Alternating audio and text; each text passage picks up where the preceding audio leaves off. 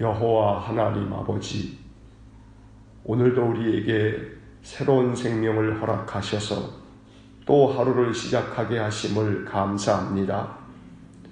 오늘 내가 살아갈 이 하루의 삶은 내가 단 한 번도 산 적이 없는 내 인생의 삶에 오직 하루밖에 없는 귀하고 귀한 생명인 줄로 믿습니다.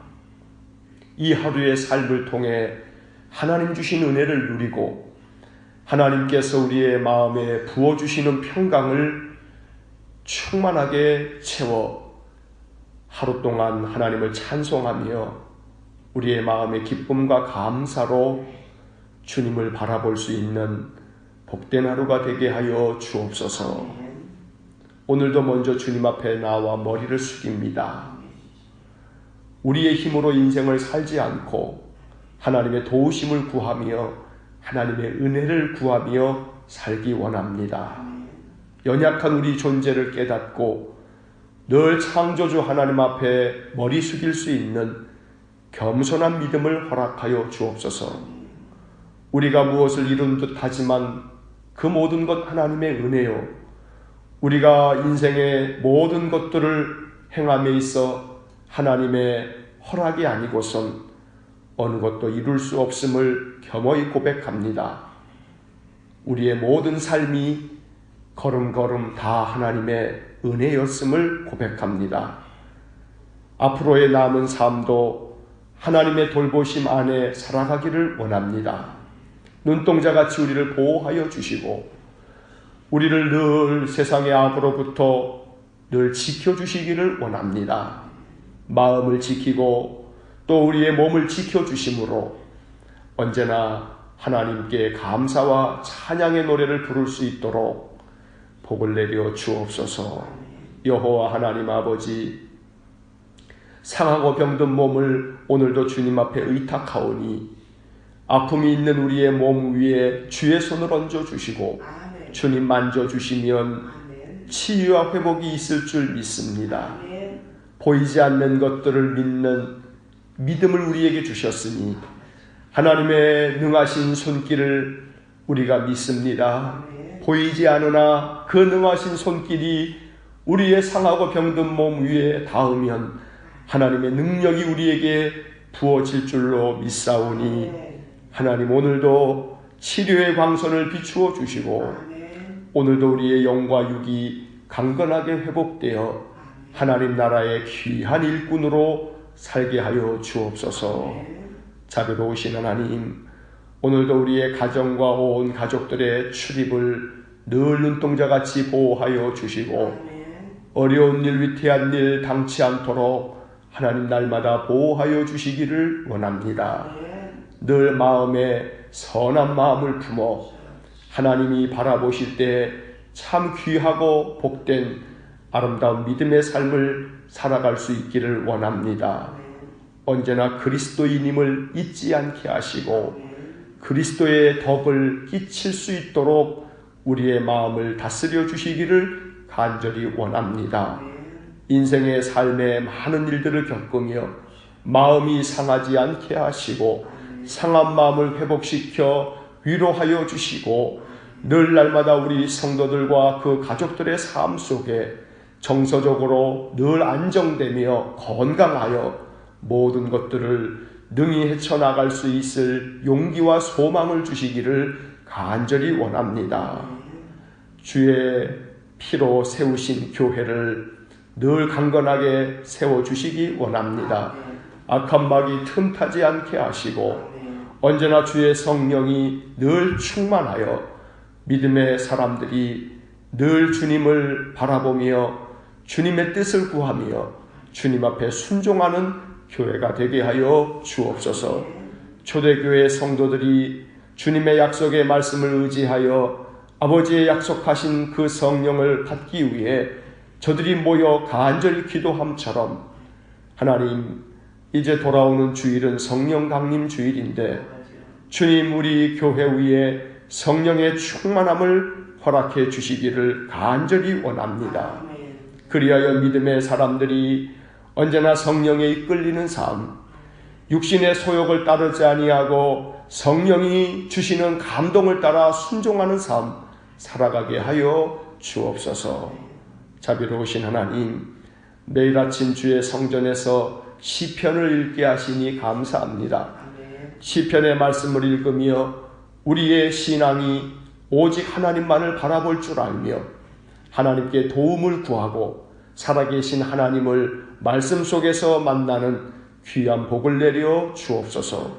오늘도 약속의 말씀을 믿음으로 받아들여 이것이 우리의 기도가 되고 노래가 되기를 원합니다. 언제나 말씀으로 우리의 심령을 굳건하게 세워 주옵소서. 오늘도 우리의 마음 깊은 곳의 간구를 헤아려 주시고 새벽마다 주님 앞에 나와 기도하는 우리 마음의 중심을 연락하여 주옵소서. 예수님 이름으로 기도하옵나이다. 아멘. 오늘 아침 우리에게 주시는 말씀 시편 30편의 말씀입니다. 시편 30편 1절부터 마지막 12절까지의 말씀, 우리 함께 말씀 읽겠습니다. 여호와여, 내가 주를 높일 것은 주께서 나를 끌어내사 내 원수로 하여금 나로 말미암아 기뻐하지 못하게 하심이니이다. 여호와 내 하나님이여, 내가 주께 부르짖음에 나를 고치셨나이다. 여호와여, 주께서 내 영혼을 스올에서 끌어내어 나를 살리사 무덤으로 내려가지 아니하게 하셨나이다. 주의 성도들아, 여호와를 찬송하며 그의 거룩함을 기억하며 감사하라. 그의 노염은 잠깐이요 그의 은총은 평생이로다. 저녁에는 울음이 깃들일지라도 아침에는 기쁨이 오리로다. 내가 형통할 때 말하기를 영원히 흔들리지 아니하리라 하였도다. 여호와여, 주의 은혜로 나를 산같이 굳게 세우셨더니 주의 얼굴을 가리심에 내가 근심하였나이다. 여호와여, 내가 주께 부르짖고 여호와께 간구하기를 내가 무덤에 내려갈 때에 나의 피가 무슨 유익이 있으리요? 진토가 어떻게 주를 찬송하며 주의 진리를 선포하리이까? 여호와여, 들으시고 내게 은혜를 베푸소서. 여호와여, 나를 돕는 자가 되소서 하였나이다.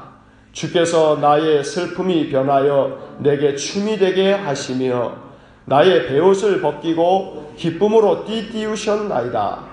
이는 잠잠하지 아니하고 내 영광으로 주를 찬송하게 하심이니 여호와 나의 하나님이여, 내가 주께 영원히 감사하리이다.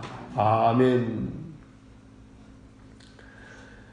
시편 30편의 말씀에 그 제목을 보면 다윗의 시, 곧 성전 낙성가라고 이렇게 적혀져 있습니다. 이 낙성이라고 하는 것은 건물을 다 완성하는 것, 이것이 낙성입니다. 뭐 요즘 말로 하면 준공, 건물을 다 준공한 후에 부른 노래, 이게 바로 낙성가라는 말입니다.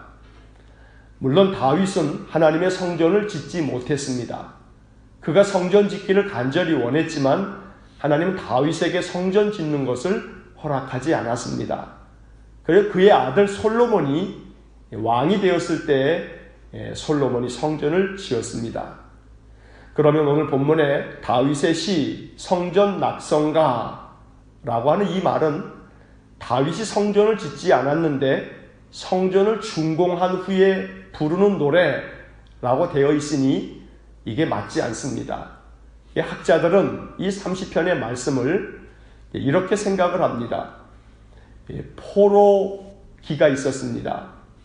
이스라엘 나라가 바벨론에 의해서 멸망을 당해서 바벨론에 잡혀가서 70년을 포로 생활을 하다가 되돌아왔습니다. 그리고 그 무너진 이 예루살렘 성전을 포로에서 돌아온 후에 다시 재건을 합니다.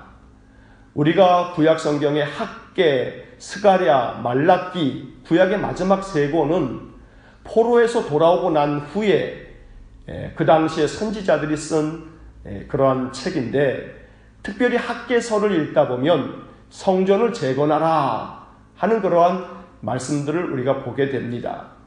그래서 포로에서 돌아온 후에 성전을 재건하고 나서 그래서 이 다윗의 시편을 그 당시에 성전을 준공한 후에 다윗의 시편을 읽으면서 그러면서 이 성전을 준공한 이스라엘 백성들이 이 시편 30편에 해당되는 이 시를 그 당시에 불렀을 거다. 그래서 이 시편 30편에는 성전 낙성가라고 하는 제목이 붙게 되었다는 겁니다. 내용을 읽어보면 성전 준공에 관련된 내용은 아닌데 이게 왜 성전 준공가인가 하는 생각을 갖게 됩니다. 그러나 이 말씀은 마치 성전이 재건되어짐으로써 우리의 믿음을 재건시켜 주신 하나님을 찬양하듯이 다윗이 자신의 인생 가운데 죽을 것만 같은 인생, 이제 더 이상 희망이 없는 인생을 하나님이 건져내 주셨다라는 의미에서 마치 나의 인생을 재건해 주신 하나님께 감사의 노래를 불렀던 것처럼 무너진 성전을 재건하게 해주신 하나님 앞에 감사의 노래를 부른 바로 그런 의미에서 오늘 본문의 이야기를 성전 낙성가라고 부르는 것입니다.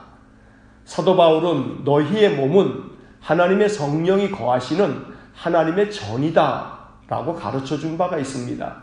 그러니 우리의 몸과 영혼을 재건시켜 회복시켜 주시는 하나님, 바로 그런 의미에서 성전 낙성가라고 하는 이 제목은 아마도 오늘 본문의 말씀에 걸맞는 그런 제목이라고 말할 수 있을 겁니다. 본문의 내용을 살펴보면 이렇습니다. 1절 말씀, 여호와여 내가 주를 높일 것은 주께서 나를 끌어내사 내 원수로 하여금 나로 말미암아 기뻐하지 못하게 하심이니이다. 내 원수들이 나를 보면서 껄껄 웃으면서 비꼬지 못하도록, 비난하지 못하도록, 조롱하지 못하도록 하나님께서 나를 높여주시고 나를 끌어내주시고 나를 회복시켜 주셨으니 내가 하나님을 높이고 하나님을 찬송합니다. 결국 하나님이 나를 끌어내 주셨다. 원수들의 조롱거리가 되지 않도록 나를 높이 세워주셨다. 그래서 나는 하나님을 찬송한다. 이렇게 말하고 있습니다. 2절 말씀을 보면 여호와 내 하나님이여 내가 주께 부르짖음에 나를 고치셨나이다. 내가 병들어 죽게 되었을 때에도 하나님은 나를 고쳐주셨습니다. 라고 노래하고 있습니다. 내가 간절히 주님께 부르짖고 부르짖었더니 하나님이 나를 고쳐주셨고 3절 말씀 여호와여 주께서 내 영혼을 스월에서 끌어내어 나를 살리사 무덤으로 내려가지 아니하게 하셨나이다. 하나님께서 내가 죽을 것만 같았는데 그래서 내 영혼이 지옥으로 내려갈 듯 괴로움이 많았는데 하나님이 그래서 나를 끌어내어 살려주시고 나로 하여금 무덤으로 내려가지 않게 하셨다. 내가 죽을 것만 같은 그 순간에 하나님은 나를 건져내 주셨다. 이렇게 노래하고 있습니다. 4절 말씀에서 다윗은 그러므로 주의 성도들아 여호와를 찬송하며 그의 거룩함을 기억하며 감사하라. 이렇게 선포하고 있습니다. 나를 고쳐주시고 나를 무덤에 내려가지 않도록 살려주신 하나님, 내 원수들의 조롱거리가 되지 않도록 나를 회복시켜 주신 하나님, 성도들아 그 하나님을 찬송하며 그 하나님을 기억하고 그분께 감사하라. 이것이 다윗이 우리에게 가르쳐주는 귀한 그런 말씀입니다. 또 다윗은 우리에게 이렇게 가르쳐줍니다. 그의 노염은 잠깐이요 그의 은총은 평생이로다. 저녁에는 울음이 깃들일지라도 아침에는 기쁨이 오리로다. 우리가 눈물 흘릴 일도 있지만 그러나 그 눈물이 밤새 지속되어지는 것 같아도 아침이 되면 기쁨이 올 것이다 라고 말하는 것입니다. 우리의 영혼에 저녁이 드리워졌다면 하나님 속히 아침이 되게 해주십시오.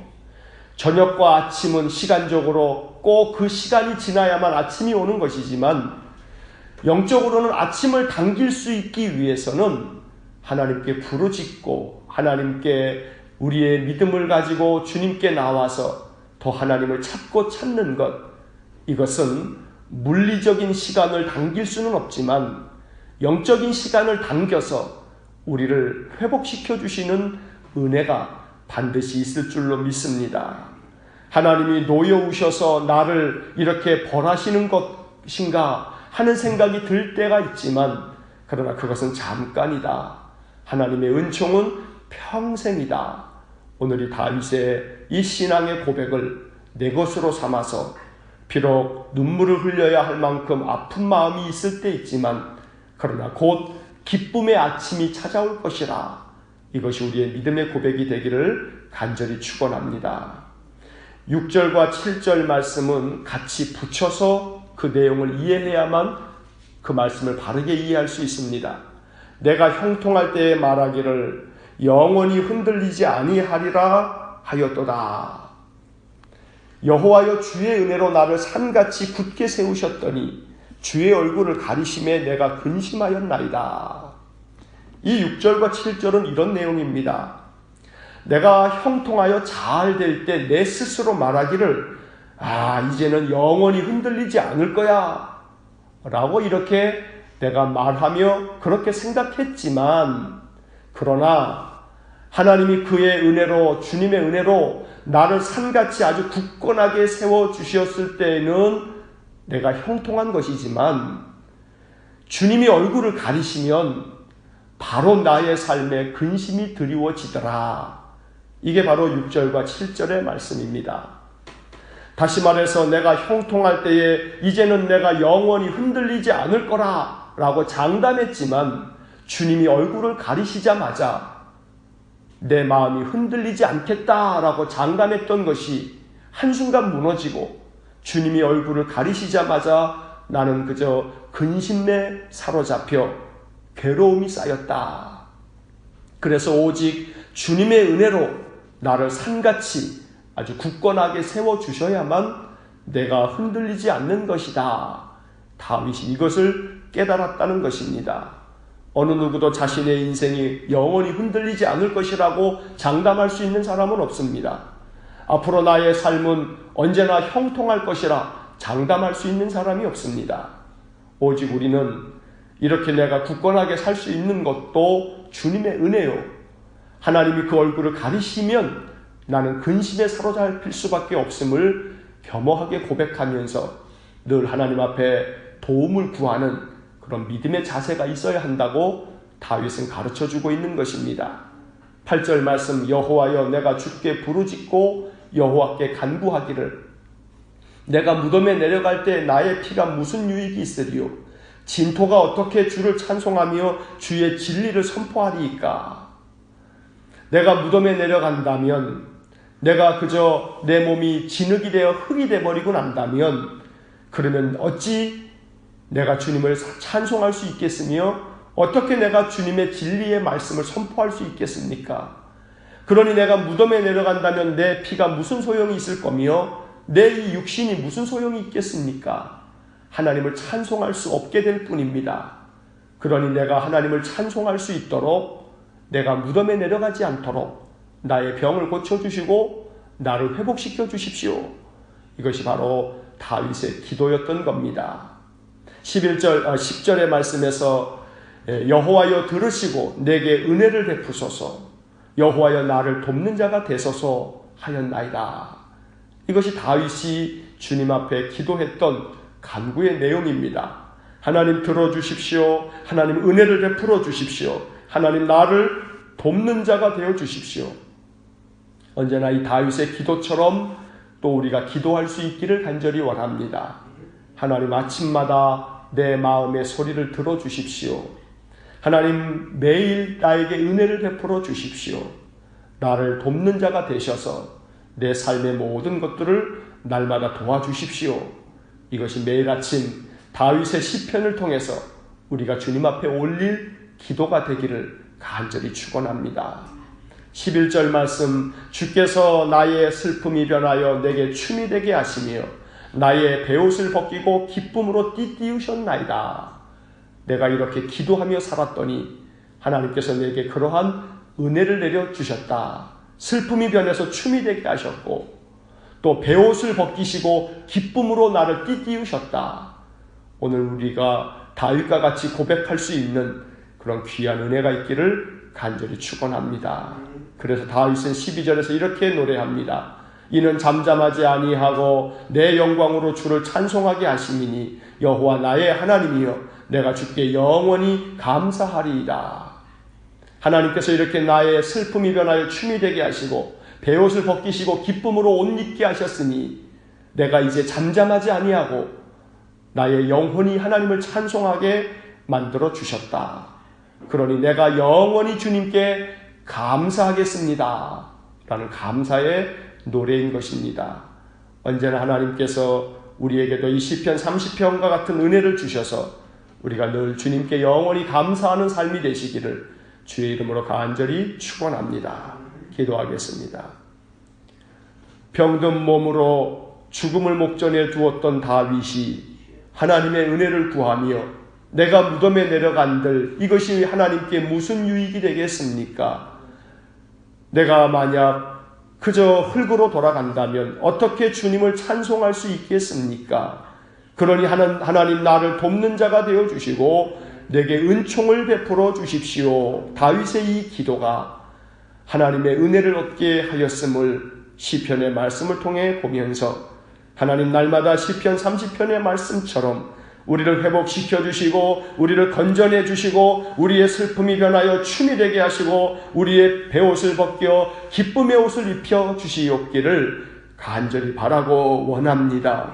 하나님 아버지여 원하고 원하옵나니 우리가 늘 주님께 기도할 때에 우리의 기도에 귀 기울여 주시고 하나님 오늘도 우리의 삶 속에 하나님의 놀라운 은혜를 충만하게 부어 주옵소서. 오늘도 주님께서 베푸실 은혜를 믿고 확신하며 감사를 드리며 이 하루를 기쁨 안에 살게 하여 주옵소서. 예수님 이름으로 기도하옵나이다. 아멘. 우리 구주 예수 그리스도의 은혜와 하나님 아버지의 극진하신 사랑과 성령의 교통하심이 나를 고치시고 나를 싸매시며 나의 돕는 자가 되실 하나님을 찬송하는 귀한 믿음의 사람들 위에와 몸된 교회와 성도들 위에 영원토록 함께 하시길 축원하옵나이다.